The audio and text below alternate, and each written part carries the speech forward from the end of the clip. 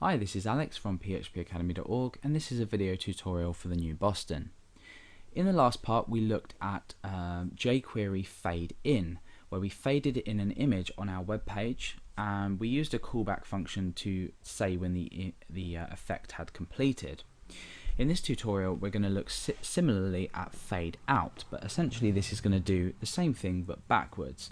So we have our display none on our image. Now let's go ahead into effects and actually get rid of the majority of, well, all of this code actually. Okay, so we've got our image that is not displayed at the moment and we have our feedback div here. Let's go ahead and refresh the page and you'll see that we've got nothing on at the moment. Now what I'm going to do is I'm going to use some event handlers to create this effect when two different buttons are pressed. So we're going to create a hide and a show button. So let's go ahead and create an input type button, and the ID of this can be show, and let's copy and paste that, and we'll do exactly the same thing but hide. Let's give both of these a value as well so we know which ones are which. So show and value equals hide. Okay, so let's go ahead and preview the page. You can see that we've got this show button and this hide button. When I click on the show button, I want the animation to fade in and tell me underneath when it's loaded. And the same with hide. I want to fade the image in and tell me underneath when that has been hidden as well. So let's go ahead and over to our effects.js file. We need to reference these buttons to be able to create an event handler for both of them. So with show and the same with hide. So the first one I'm going to do is show. So I reference show and then I say dot click, and inside of this I need to create a function and the block of code that's going to be run when we click this button.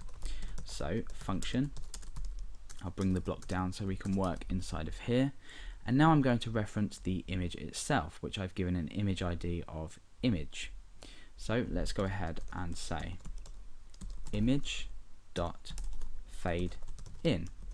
Now I'm going to give the fade in function two parameters. The first one is going to be slow. In fact, let's just do 3 seconds. And the next is the callback function to let me know when this animation is complete. So function and then a block, bring the block down, and in here I want to add some text to this image feedback div. So let's say hash image feedback.html image has been loaded, image has been shown.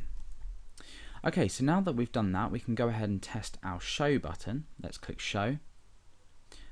Let's just create a line break so that looks a bit nicer, or paragraph, I guess. Okay, and we'll go back to our browser. So when we click show, the image fades in, and then we're showing this image has been shown in the div that we created below. So now we're going to do the same for hide. Let's go ahead into effects.js. So we need to reference the hide button to see if this has been pressed. So hide.click,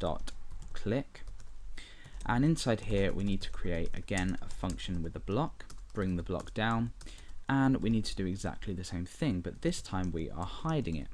So image dot fade out, so we're using the fade out function now, which works in exactly the same way as the fade in function. We give it the same parameters as well.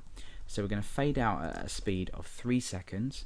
We're going to create a function which is our callback function, and this is going to put some text into the image feedback div, image has been hidden. So we can again say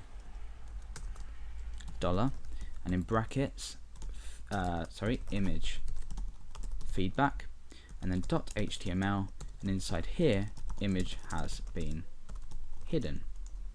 So now that we've done this, we can go into our browser, refresh the page, we can click show, which will fade in this image, and we have the callback function create this text in that div for us, image has been shown, and then when we press the hide button it fades out and we have image has been hidden.